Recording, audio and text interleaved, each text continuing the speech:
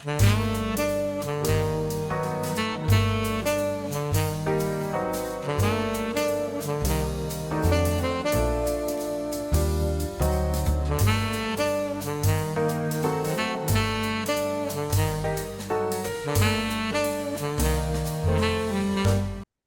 welcome to Soothe Yourself. I am so excited today. I have with me a very special person to me, very dear. Her name is Liz Kaufman, and she's, oh my goodness, what is she not? An author, a minister, a singer, an incredible, very compassionate person, a very helpful publisher assistant. Anyway, she is fantastic. And the Yeah. reason I have the pleasure to have her here is because we're going to talk together about how to find balance and rest in a burnout, stressful life, and how to go from burnout Mhm. to balance and finding joy again. So, Yeah. Lise, thank you so much for being Yeah. here. Oh, thank you for having me. As you're talking, I'm like jack of all trades, master of a few. Yeah, that's our Liz. Just kidding. Just kidding.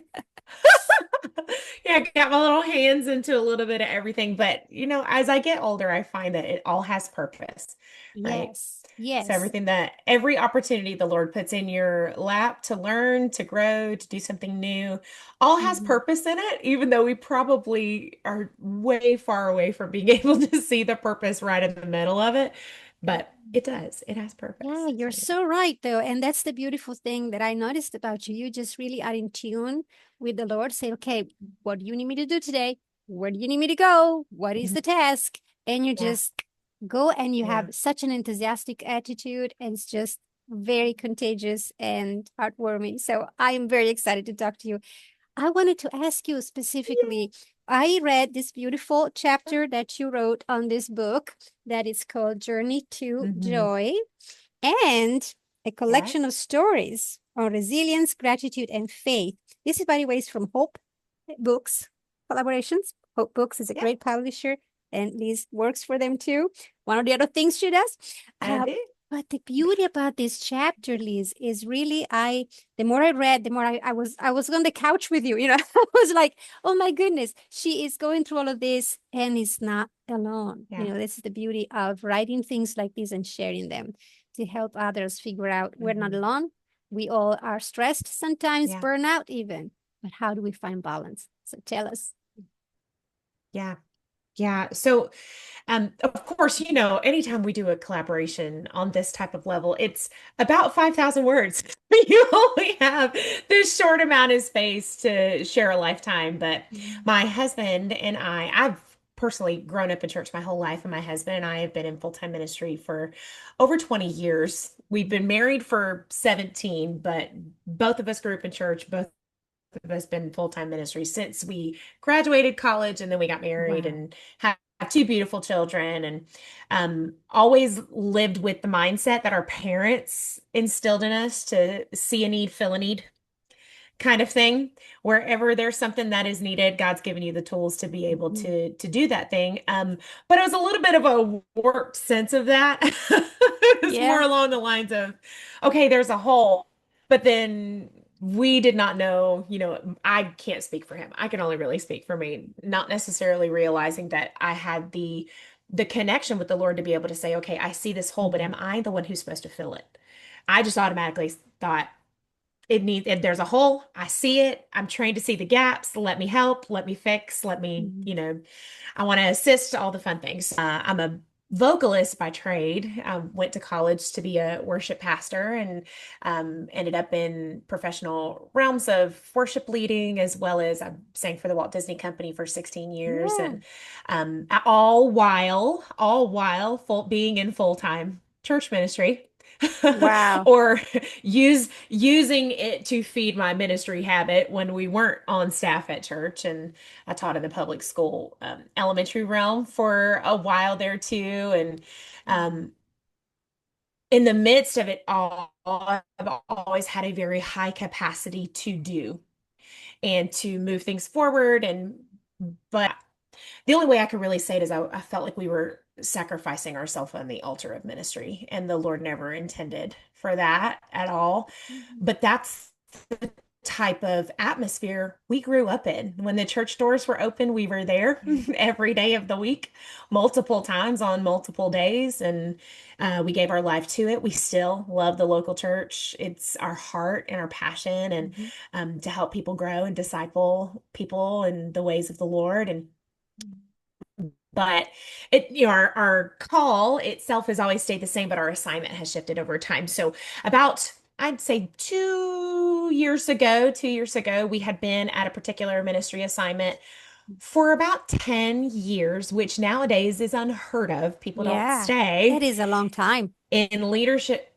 Yeah, in fact, the national average for any leader in church ministry minus youth ministry is 3 years. Youth ministry is actually much less, it's about 18 months. So, in the midst of that, we had gone through a very unhealthy church culture. Mm. We had grown a department from a very, very small department into a department that was actually 5 in 1. It was a mega church, so we had multiple campuses that we Wow. oversaw, and having two children around the same Yeah, time, around the same time. So right now we have an 11-year-old and a 5-year-old, and then they beautiful. were still, yeah, they're sweet. They're just wonderful girls. And it was that time was difficult for us because we were go, go, go. My husband and I were the only two on paid staff. Everything Oh else my was goodness, in that big church. volunteer. Oof. Yeah, we had over 500 people in our department alone in Mm. volunteers, and we only had volunteer lead teams, and which, there were structural things that we didn't even realize until midway through our tenure there that would have shifted and changed that, which also springboarded us into what we're doing now, which I'll tell you about in a little bit. But in the midst of it all, found it very difficult to find what helps me rest. I've always had a hard time with that. I've always had a hard time. I've always been told my whole life, oh, go get your nails done, go get a massage. My brain looks at those things as tasks that Yes. need to be done, not relaxation techniques. Not everyone is wired that way. My husband, same thing. If I'm going to get a massage, it's not a relaxing massage, it's a therapeutic massage because there's knots that need to be taken care of so I can go and do other things, right? Nails didn't, never really cared. Yeah. Going laying at the beach, because we lived at the beach for 10 years. So Oh, when you live in wow. Florida, That there's was a beach good. on every side. Yeah. Yeah. We lived 5 miles from the beach at our last Oh, how assignment, and we never went wonderful. because we were always working. Oh my goodness. Yeah, but we never went because we were always working. And so we got to a point where our kids were either in childcare or at an event 5 out of 6 nights out of the week. Oh my goodness. And we just looked at each other like, the Lord did not call us No. to all of this. And it just got extremely overwhelming, overwhelming, overwhelming. And so we spent the last 3 years. I know it seems like a long time, but if the Lord calls you to do it, He redeems the time. He always does. We took the last 3 years and probably every quarter went through a time of prayer and fasting. Lord, do you want us to stay? We don't feel a clear release from this. We are not really sure why. Things are extremely unhealthy. We are exhausted beyond exhausted. There is nothing we can just release outside of our volunteers. And we did not feel the release from the Holy Spirit to pick up and move. I mean, our whole family was there. My parents lived in Tennessee, Jeremy's parents, my husband all of his family lived in Alabama. So we had made this our home, right? I'm born and raised Yeah. Floridian, so I've always lived in Florida up until recently. Up until recently. But it was just season after season after season of extended periods of prayer and fasting and not feeling that the Lord said to move. So we're firm believers of if he doesn't say to move, you don't move. You don't move. So we had one week, it was right after my birthday. We had one really rough season, and the Lord was moving in our lives. Now that I look at it in hindsight, he was looking at our lives. He was doing something in the church as well. And we sat in the car and we just said, okay, God, what do you want? And Jeremy and I felt this overwhelming sense of the Holy Spirit just whisper to us, whatever you choose to do, I will honor. If you Oh, choose to stay, I will have my hand on it. If you choose to go, I will have my hand on it. And we just took this deep breath. And for the first time in like 3.5 years, we felt just this overwhelming, I like want to cry about it right now, just yeah. thinking about it, overwhelming sense of just rest, right? Because we'd Yes. been fighting the fight for 10 years. We were salmon swimming upstream, is kind of what I look at it. To give you some context to it, we're very relational people. The church we went into is a very events driven culture, and we pretty much worked through a process of instigating discipleship in small groups, like a church plant of 3,000 people. Oh. And we were against the grain, against the church culture, and moving things forward so that people got to know each other and can be discipled Mhm. and to fall in love with Jesus and fall in love with each other. And that Yeah. was hard. That just Yeah. their whole life had not been that way, but that's what we were hired to do. So, we love people so much and we want them And to love each other and to love the Lord, right? And Liz, let's So we got face this. it. Let's Yeah, face it. Sorry to interrupt. It was just the two of you. That you're is, fine.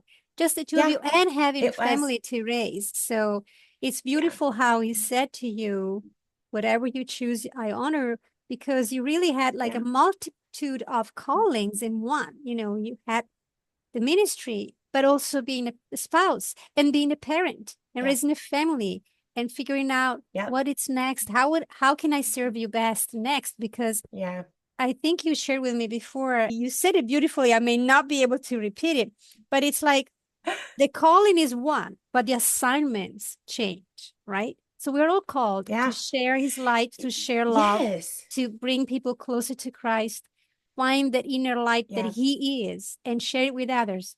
But the yeah. assignments, the way we can do that are so different. So, there's such a variety.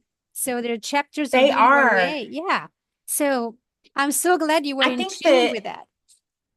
Yeah, and I think if, especially for those who are in ministry, honestly, I think it's anything in your life. If you love the Lord and you're called according to his purpose, if you live your life with anything he puts into your hands is the call, but it's also an assignment. Anytime, it's like you live with your hands wide open. Right? When I recognize that this isn't for a forever place, it is an assignment for a season. Whether the Lord continues that season indefinitely is completely up to him, right? I just have to be open to that. But in any given moment, he may change the assignment. That never means that the call has changed, right? The assignment that he puts you in is Mhm. going to give you the tools that you need for the next season of your life. I had no idea through those 10 years of me being in that particular assignment that I would fall in love with women's ministry, but also that I would fall in love with coaching and training and speaking. Oh, Okay. I would, and that was pretty much my main responsibility was coaching teams, training teams, seeing gaps. My favorite thing on the planet is to help someone to discover their God-given gifts and how their mind works and how the Lord has wired them for a certain leadership style and helping them discover what is the next assignment for them to learn, right? And to help them move forward. I used to do it when I was at Disney all the time. We would sit around the table, we would do disc assessments together the that is table so in cool. between shows, just trying to understand how we all think so we can work together as a team so Hmm. much better with respect and honor for Yeah. one another. So, in the midst of all of this, we felt just this intense release, and it was heartbreaking. I'm not going to lie. When we said, okay, we're going to go and we're going to spend some time with our kids, we're going to spend some Mhm. time as a family. We left everyone. We left our whole family. We left our church family and everyone around. And Yeah. my best friend was there. And we moved to Tennessee. It took us almost a year to sell our house. It was not an easy transition Wow. at all. Our stuff is still in storage, by the way. This was 2 years ago. Our stuff is still in storage in Florida right now. And that's Oh my okay. It's goodness. going to be like Christmas when we open it all up. It's going to be great. Yeah, no But at the same kidding. time, yeah, we moved into the middle of nowhere. Um, it was as if the Lord said, "You wanted a sabbatical, I'll give you a sabbatical," and just plopped us in the middle of the cow pastures, pretty much what happened. So the only release that I could find, it felt like I just needed to get out of the house, is I'd go on a nature walk pretty much every day. Mhm. So I found out not too long after we got to Tennessee that I have a degenerative hip disease, Oh and no. there's no cartilage on the right side of my hip. So I didn't find that out. I was having issues before we left this assignment. They never got better, so we went to saw the doctor, and the only release that I would really get is always to stay mobile and to stay active. So I just said, okay, my daily routine, I got to do something different. I've never had a chance to just go on an hour walk every day. I'm going to do it. Right. So I was working from home with Hope Books, and I love our whole team. Yes. They are amazing. Books are just the best group ever. They really are the best group ever. And then my assignment there has changed too, which has been the most wonderful thing. And I'm learning so much. But I decided to go on a nature walk. Like, mind you, I don't know how I rest. Okay. At this point, I'm like, every day is just trying to breathe, just trying to get a breath of air. My body felt like it's falling apart. So I would go on a walk, and the first half of the walk, I would listen to the Bible. And then the second half of my walk, 3 mile walk every day, mind you. All right. Second half of my walk, I would just talk to the Lord. And Um. we have all kinds of conversations. Many of them were shouting matches. I'm just going to be honest. Not everybody's under finding your rhythm of rest. It's not always pretty. In fact, I felt like the first couple of months was really dealing with my grief. But Yeah. after every day, and it just got to the point where that was my rest time. Just Wow. me and the Lord, and finding opportunity for us to talk, me and Dad, right? Just Yeah. for us to talk, and for times that I talk and I just needed to listen. Absolutely beautiful to hear that you took the time to Yeah. walk with the Lord, talk with the Lord, Yeah. listen, because it's not just being out in nature, but you really connected in the midst of His creation with the Creator. And I love how you called Him that. It's beautiful. Yeah. Another thing that helped me a lot, and a lot of this also comes from not only coaching people, but um, pastoral counseling people. One thing I would counsel people through all the time is you have to take responsibility for what you're responsible for. Yeah. In the Doc. midst of healing, there has to come a point in our lives and in our journey where we have to stop playing the blame game. And I found myself early on in the grieving period blaming God for this, or blaming our former pastor for the way that he handled things throughout the 10 years, or blaming this other person for this, or this other person for this. And I went back to what I teach all of the people I actually counsel. I'm like, wait a second, I'm not practicing what I'm preaching. And I have to take responsibility for every lie that I believed, right? I Yeah. have to actually, I have to admit, Father, I believed that I was this. And when I was told I was this, I actually wasn't, but I believed it, right? I believed that it was my responsibility to take on all of these other things, when really you wanted every plate that I was spinning, you wanted it to drop. Because when it drops, you can actually see Mm-hmm. what's behind it, right? And I took it upon myself to try to save everything. And that's one of the things that continued the burnout process, is because I was trying to juggle all of these plates. And the whole time the Lord's like, why are you juggling the plates? I got a basket for you to put them all in, you know, you know, but I believed it was my responsibility to take care of that and to do that, and to be super Liz is pretty much what I Yeah. was known for, was being super Liz, because I could handle everything. And then I came to the very quick realization when everything was all gone. Not only was I not handling, I wasn't handling it well, Mm. not to my fullest capacity, because I did not know how to rest and find myself in Him. So it took about a year. It took about a year of constant, just, spending time with the Lord, finding that place. And now it's a part of my everyday.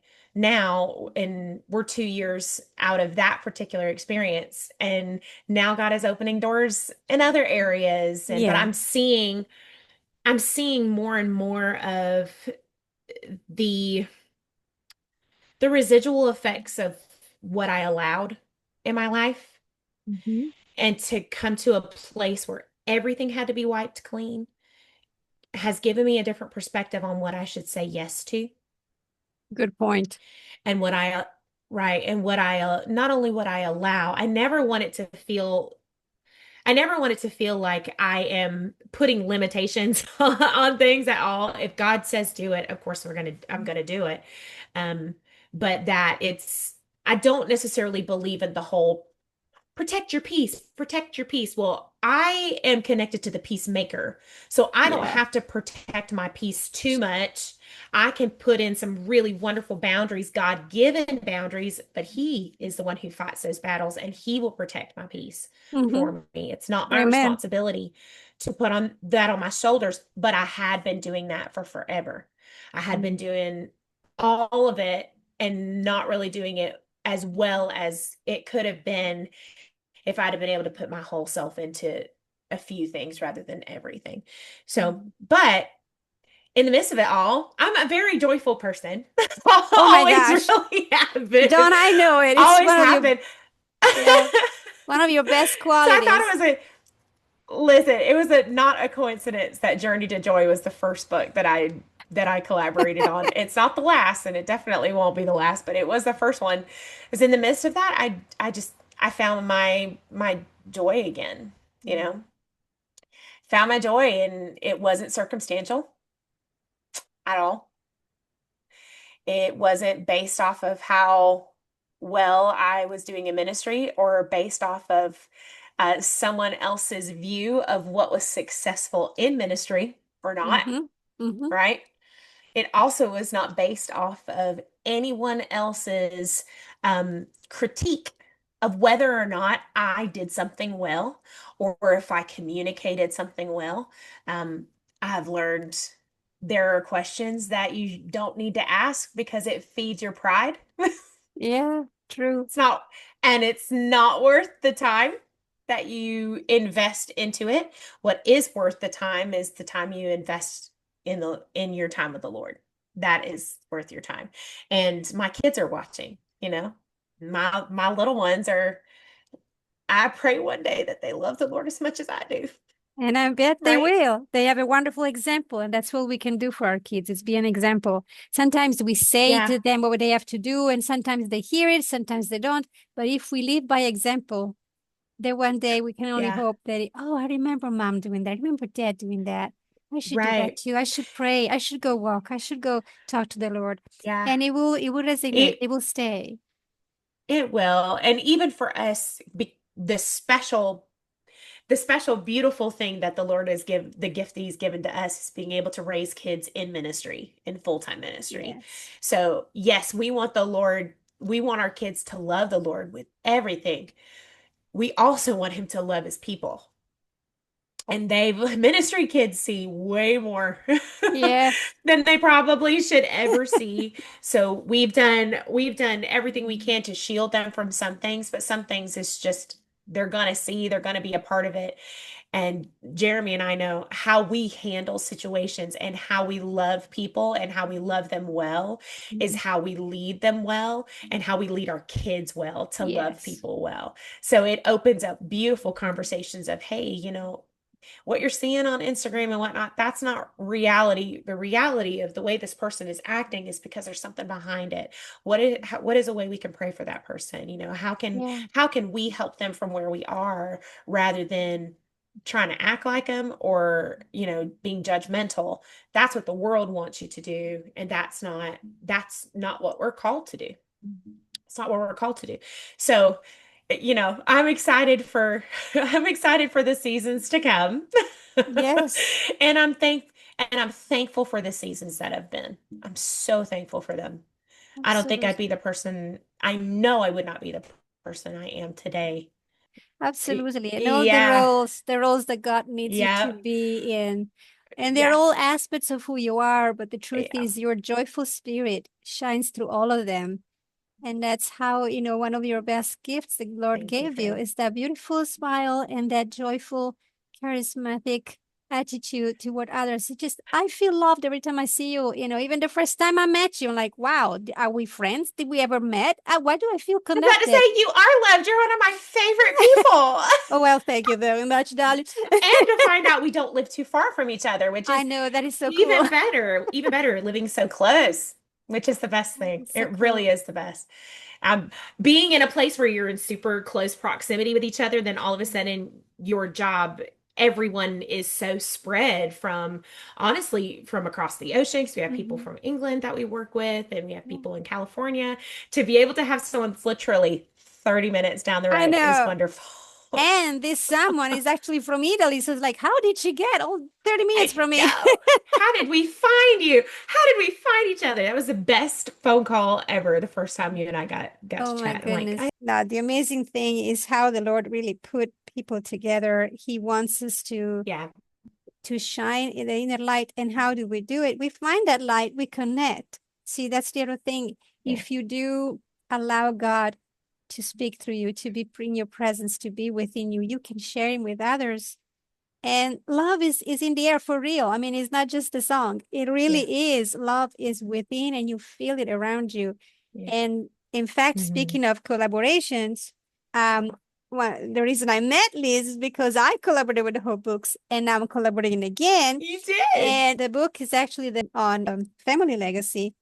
And one of the things that came Yep. out in when I was writing is, my gosh, the presence of the Lord. Whenever I gather with somebody who brings me Christ, it's beautiful. Yeah. And you have done that. You do that constantly.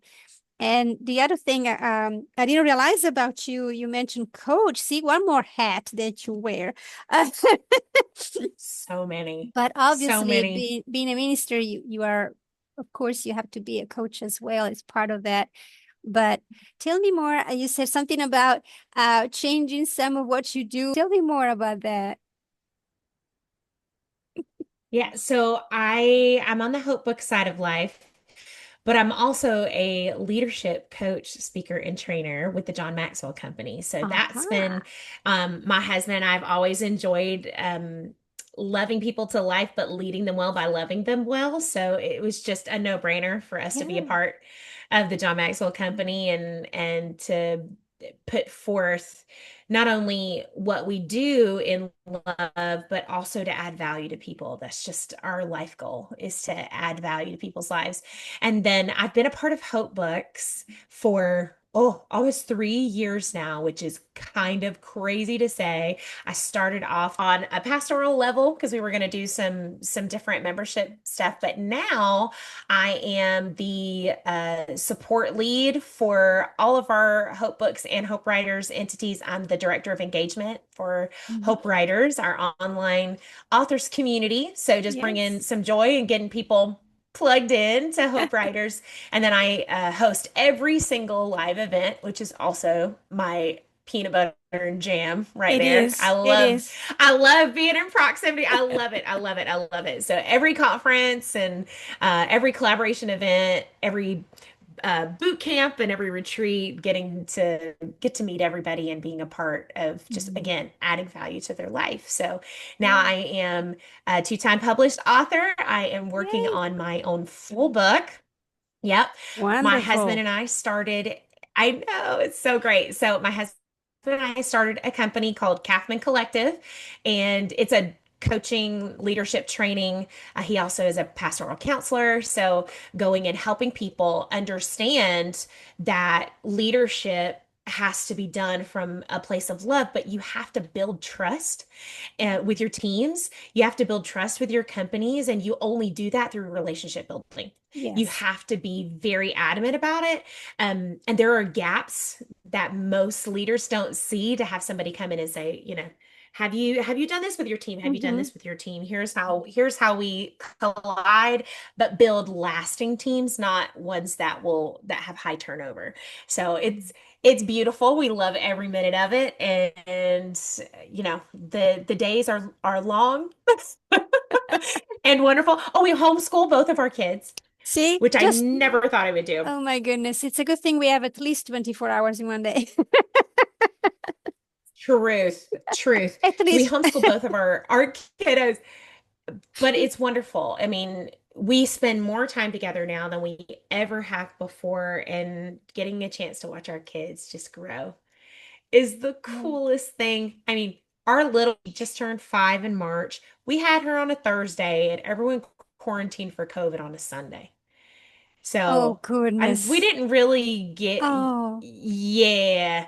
And we were over all volunteers at our assignment and over all small groups, and everything had to go online. And we had no idea what we were doing. yeah. So that's the next book. That's the Grace and Grit book I to want talk to about read that that story. because But that's a challenge. um, I want to read that. it is. But the attitude that you have from it, we can allow, honestly, we can allow any situation to turn our hearts bitter. And there are so many people out there who, in their own minds, they have every right to hold a grudge, to hold an offense. Very loving and big God. Reality and life story for you doesn't include that. It includes healing from those things, healing from the bitterness, healing from the offense, and most of the time that healing does not just happen. I've heard stories of people that were just healed of this and just healed of that, and the Lord just they had an experience in a church building, and yes, there are those times, but 9 times out of 10 the Lord puts us through a process on Yes. purpose for a purpose. And our healing comes through the process, because he knows if he were just to Mhm. fix it and wave, like like a wizard with a magic wand, Yeah. just wave it and everything would be great, we would not understand the fullness of him, and we would not seek him as deeply as we would, So I'm thankful for every hard thing. I hate the hard things. No one likes the hard things. Yeah. But But I'm thankful for everyone. yeah, you are absolutely right on that one. I completely agree. There is no growth without a little bit of hurt. It just comes with it. Yeah. And it is beautiful to see because the Lord really has the capacity to transform what can be suffering, what can be hurtful, what can be negative. With His grace Yeah. in it, He can transform it into something that is actually good for us.